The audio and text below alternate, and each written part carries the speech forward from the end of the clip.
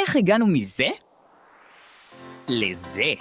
תשכחו מפינטרסט רגע. עיצוב חלל מסחרי זה לא רק לבחור צבע לקיר או ספה יפה. זה פסיכולוגיה וזה נדל"ן.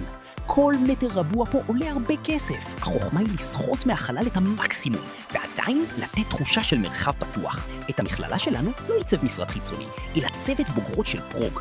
הן קיבלו פה קופסת בטון אפורה, והיו צריכות לפצח את היום-יום האמיתי של פרוג. למשל, איך מתכננים חלל שמתפצל לשתי כיתות ברגע, או איך בונים תאורת ערב שמשאירה אתכם ערניים ובפוקוס גם אחרי יום עבודה ארוך. בקורס עיצוב פנים שלנו, הגישה היא חד משמעית. אסתטיקה היא רק התוצאה של תכנון מדויק. אנחנו לא מתמקדים רק בלקשט חללים, אלא מלמדים אתכם איך לפתור בעיות, איך לתרגם צרכים של עסק לסרטוט ולתכנן את חוויית המשתמש דרך קירות, אור וחומר. מה הדבר שהכי מעצבן אתכם בעיצוב של המשרד שאתם עובדים בו? ספרו לי בתגובות. ואם בא לכם ללמוד איך לתקן את זה, פשוט תשאירו פרטים באתר.